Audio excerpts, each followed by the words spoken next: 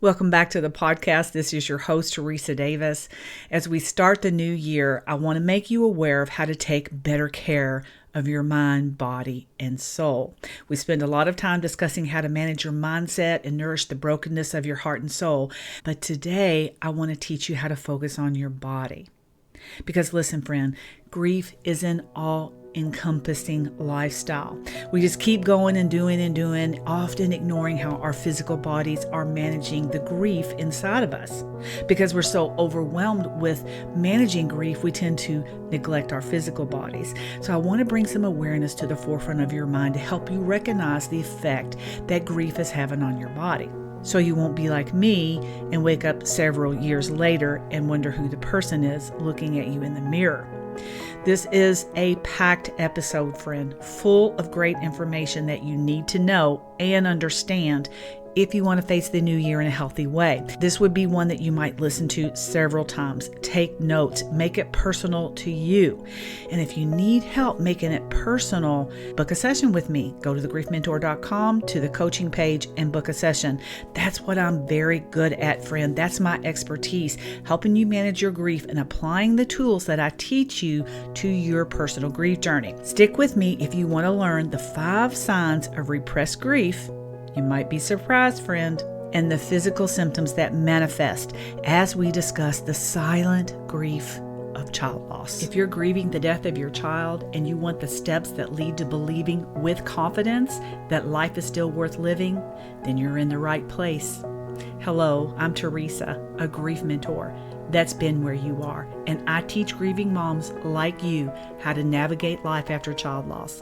If you're ready to take a step of courage and build a solid foundation to live with hope and purpose, then I'm here to teach you how. Are you ready for what God has for you? Then I'm ready to teach you. The Grief Masterclass is coming quickly, friend. It's January 13th and 14th.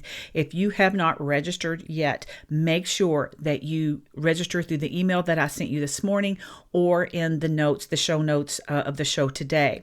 I sent out an email to everyone that's on the registration list yesterday morning with all of the details on how to access the class, what are the benefits, all the things.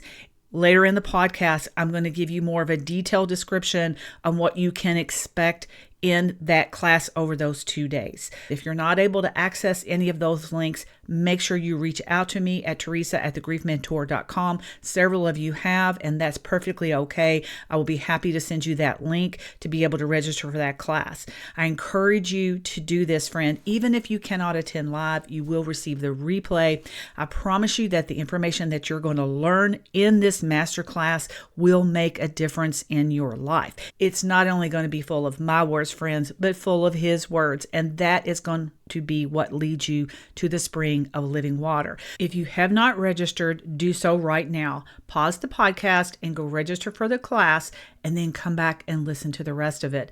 Because today we are going to get into some very good information that you need to know and understand and to be able to apply to your life to live in a healthy way in this new year. I've always struggled with my weight. I think I've shared that with you guys here on the podcast. I grew up on a farm where food was the end all and be all because my parents grew up during the Great Depression and food was everything to them because they grew up without it. And it affects your life. And because it affected their life, it affected my life. And my mom's love language was food. She was an excellent cook and an excellent baker, and she made the most delicious of foods. While I was growing up and working hard on the farm, and I played a lot of sports in high school, it wasn't an issue for me. But as I began to get into college and spent hours and hours studying and was not as active, I began to put on some weight. Then I started my nursing career. And at that time, 43 years ago, you didn't start out on day shift or second shift. Usually you started out on night shift. So not only did I change my whole lifestyle of the way that I lived, but I was awake and sleeping at completely opposite times than I did in my whole life. And it turned out to be a recipe for some major weight gain for me. Then comes children, and then the journey just begins. So I had been on a weight loss journey. I had finally reached a place where I had developed some very good habits and had finally reached my goal weight, felt the best that I had felt probably in my adult life. And then my son went to heaven. And I'll never forget the day that I went to the gym to work out in my normal routine. And I got on that machine and turned on some music and completely lost it. And I had to leave, and I never went back. So this week, and friends, just let me share with you that that's been 6 years ago. If you're new to the podcast and you're not familiar with my story, Andrew went to heaven 6 years ago. That was the last time that I walked into that particular gym. Since then, I have developed a walking habit, which is very good. But I'm a woman of mature years, and I need strength training to be able to maintain the muscle mass that I have on my body. We start losing that muscle mass, ladies, when we're in our 40s. And I'm 62, so I'm a little behind the game here. And I have a really hard time being consistent with the weight training. I'll just be completely honest with you. So I decided that I was going to make my health a priority this year because honestly, when I look in the mirror now, I don't even recognize the person that I was 6 years ago. Some of that is just because the weight of the grief ages us, and there's really not a whole lot that we can do with that except recognize where we are now and make changes. That's what this whole podcast is going to be about today. I'm going to help you recognize where you are right now to be able to make changes. I'm sharing the story with you because I want it to encourage you. When I pulled into the parking lot of the gym that I had not been in for 6 years, I was completely overwhelmed with emotion. Didn't expect that, friends. I've taught you guys what a trigger is, and that's exactly what happened to me in that moment. Just pulling into that parking lot, I had a rush and an overwhelm of emotions, and I had to sit in my car for a few minutes and pray and do the things that I have taught you to do to manage anxiety, because it was definitely anxiety for me at that moment. So I was able to get things under control, and I went in and signed up, did all the things. And during the tour, because so much has changed since I'd been there, I began to feel that well of emotions again. And this precious woman, bless her heart, she was giving her little spill, and I was really trying to concentrate and listen to every word, but I was only catching about every other word because I was trying not to lose control and break down in front of her. And we got into the main room where all the equipment is. Another gal joined us. She's a fitness trainer, and she come over just really bubbly and just happy to be there. It's the beginning of the new year, and I just began to weep, and I couldn't hold it back.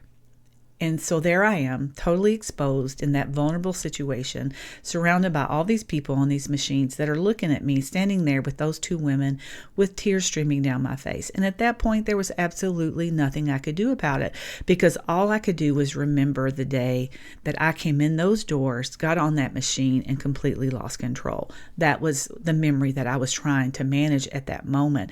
And it was just a flood. It was just a tsunami of emotions that I could not control, and it just came out in tears. What I want to share with you today about that experience is that I was very vulnerable in that moment. I felt extremely vulnerable, exposed, whatever word you want to use. I just felt so vulnerable.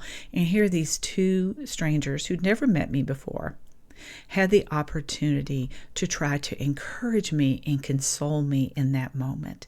We spent a few moments together. I explained the tears, explained the emotions, and they were so generous and kind to me. And we talked for a few minutes, and I told them, I think I just need to get on a machine for a few minutes and be able to overcome the anxiety that I'm feeling right now. I need to face this in this moment and just allow the Holy Spirit to help me overcome this. And that's exactly what I did. I spent a few minutes on a machine, allowing the Holy Spirit to calm me down, listening to grief worship, that playlist that I've created for you guys and for myself. And then I was able to walk back up to the front desk, and she was so kind and generous, and she had a whole stack of information there for me, was so positive. So I walked into a situation that felt overwhelming, and I did get overwhelmed, but I walked out, guys, with a very positive feeling in my heart and mind, knowing that I have a choice to make. And that choice is to make my body a priority, which I've not done well, to be completely honest. I've spent so much time in managing my own grief and helping you manage yours that I put my own physical needs on the back burner. And I realized that that has to change. I'm not getting any younger. And though I'm healthy, I've just had my physical, I'm healthy. I have no ailments or physical long-term illnesses that I'm trying to manage other than my overall general health and wellness and my body's ability to be able to carry me into the future, doing the right things for my body. So this is what I learned from that experience. Be courageous enough to let your grief be visible to others. Courage means leaning into the uncomfortable. That's what we have to do, friends, in order to be able to manage our grief. We have to have the courage to be able to lean into the uncomfortable. That's one of the topics of the Grief Masterclass. I want to teach you how to lean into being uncomfortable. I have a little note here on my computer that says, done is better than perfect. Lean into the uncomfortable, trusting Him for the how, the way, and the why. That is my mantra for this year. Done is better than perfect. Lean into the uncomfortable, trusting Him for the how, the way, and the why. Was it uncomfortable for me in that moment in front of those ladies? Absolutely. But here's the thing, trying to pretend that you're okay when you're not okay will not go well for you, friend. The body keeps the score, and I'm going to teach you today about repressed grief. Now, if you just said to yourself, well, I'm not repressing my grief, friend, I encourage you to stay tuned because you might learn something. So what is the definition of repressed grief? Repressed grief occurs when someone experiences a significant loss, like the death of a child, but doesn't fully process or express their emotions. Instead of allowing themselves to feel and grieve, they push those emotions down, often unconsciously, because they're too painful, they're too overwhelming, or inconvenient to face at the time. So as a result, many people who repress their emotions don't even realize they're doing it. So unfortunately, when you don't allow yourself to take the time to feel these emotions, grief shows up as physical symptoms. So why does one repress their grief? I'm going to give you the 4 most common reasons. Number 1, social pressure to, quote, move on quickly. Number 2, a need to stay strong for others in your life. Number 3, the fear of being overwhelmed by emotions. Number 4, lack of support or understanding from others. This repression of your grief may help someone function temporarily. Unresolved grief doesn't disappear, friend. No, it lingers beneath the surface and often finds other ways to express itself. That's what we're going to focus on today. But before I get into it, I want to make something clear. These behaviors are normal in early grief, with the exception of one. Okay, we're going to cover the 5 signs of repressed grief. Early grief being defined as the first 2 years after the death of your child. Now, these 5 symptoms were adapted from the Grief Recovery Center for Mental Health and Counseling Services. Adapted meaning I adapted it to our needs and to what I've learned as a grief mentor that applies particularly to child loss. So number 1, so we're covering the 5 signs of repressed grief. Number 1, feeling stuck in time before or after loss. What does that look like? Repeatedly calling your loved one's phone number over and over if they're old enough to have a phone, even though you know they're not actually going to pick up. Okay, being stuck in the time before or after the loss. That's what we're talking about right now. Repeating conversations in your head over and over, ruminating to the point that you keep yourself in an unhealthy emotional state of regret and guilt. Other behaviors that are compulsive are like overeating, undereating, excessively spending, any type of behavior that's on repeat. Okay, if these type of behaviors are continuing past the 2-year time frame, then you could be stuck in what is called prolonged or complicated grief. Number 2, increased irritability. It's important to remember that anger is often a secondary emotion, especially in the expression of grief. Anger usually is covering up a more vulnerable or difficult emotion that we don't want to deal with. So if you find yourself being constantly irritable or angry, your grief may be hiding underneath that anger. So what does that look like? It looks like reacting in a situation with intense emotions that are not appropriate. For example, you come home from work and someone you love asks something of you. And without warning, you become agitated and unleash a day's worth of pent-up emotion on them. Okay? Or You are calm and you seem to be going about your business without a hitch, and suddenly someone cuts you off in traffic, and before you know it, you're in a road rage situation. Or you're standing in line at the grocery store and someone takes advantage of a self-checkout becoming available, steps in front of you to seize the moment, and a conversation ensues that leads to others being aware of the situation and you walking away feeling overwhelmed and disgusted with life. If this is you or somewhere close to it, ask yourself this question: is anger hiding a different emotion from me? Okay, write that down. If you saw yourself in any of those scenarios, I want you to write that down. Is anger or intense irritability hiding an emotion from me? Is it blocking me from fully feeling the emotions and the loss of my grief? Number 3, always expecting the worst. After a loss, fear is definitely accelerated.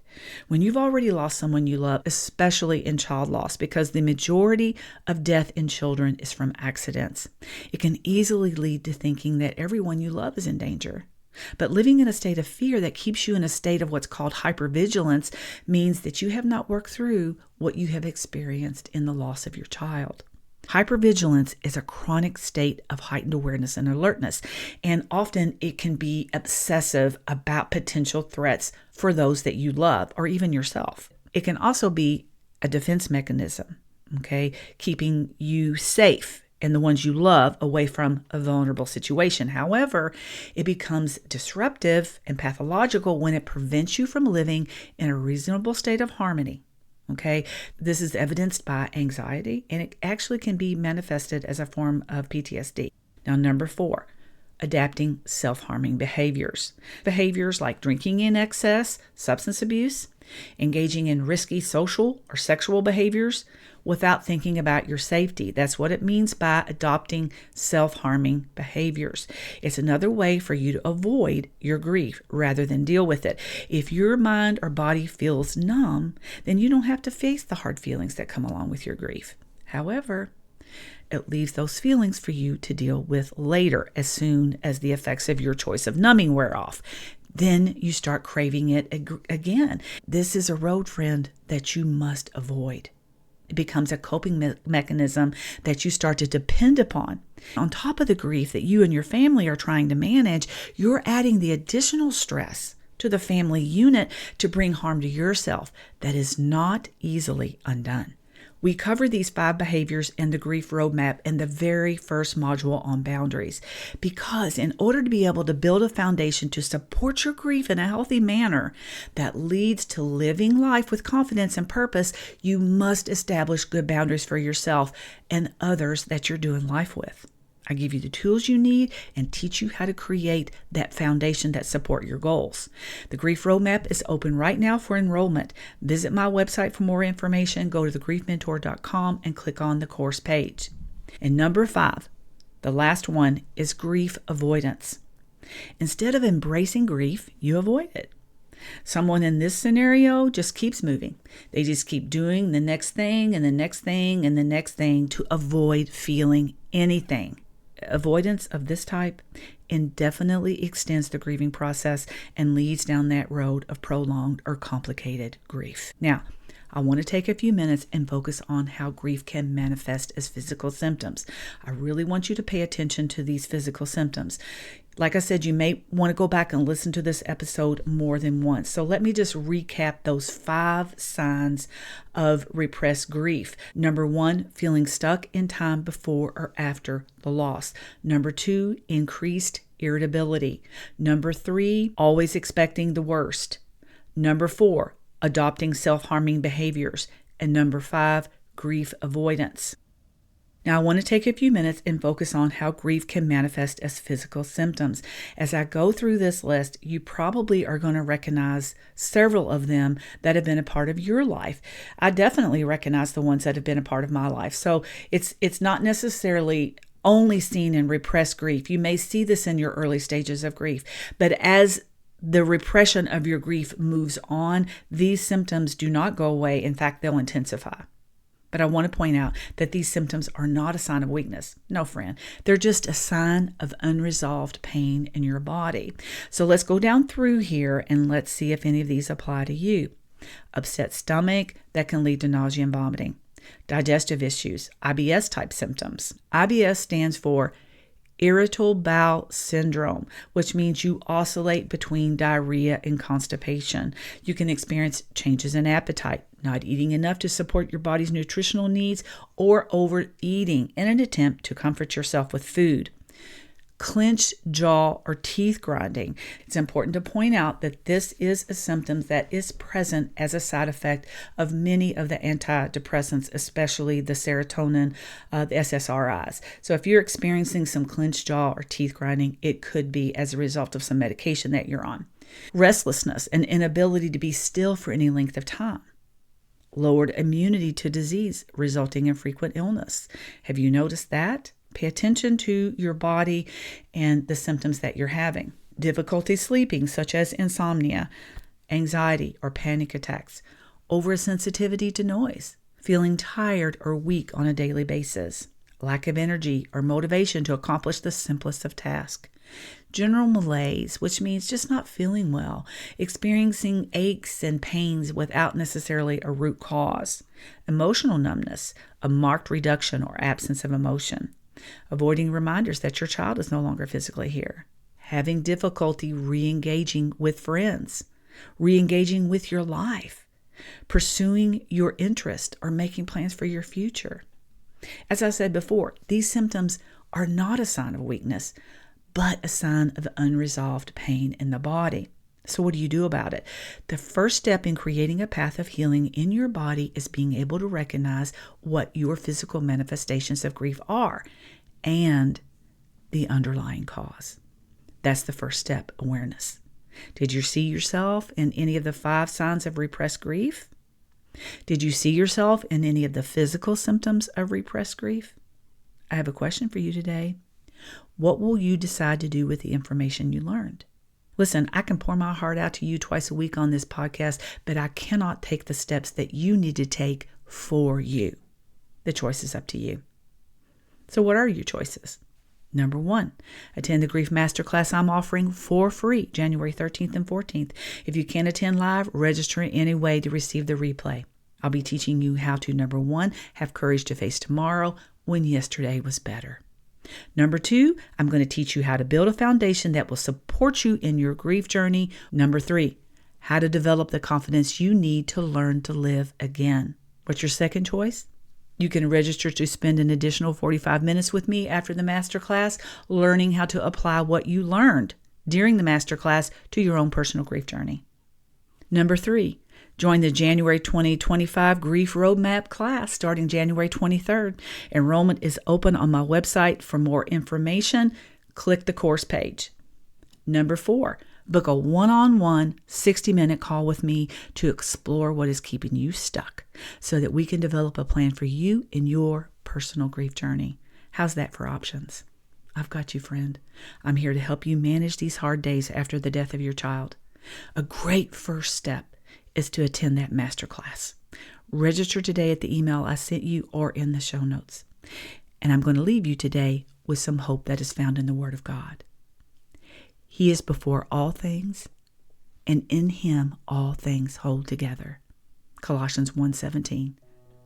Friends, stop trying to hold it all together by yourself. You were not created to do that. In God's own words in Hosea 6:6, He says to you today, I want you to know me. Learn how to rest in His arms and let Him carry the weight of your grief. That is the only reason that I am in front of you today, because I learned how to do that.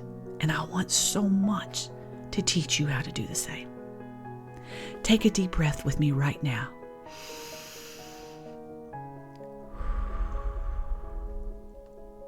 And feel the weight lift as you lay it at His feet. In Jesus' name. And that's all I have for you today. So until next time, take care.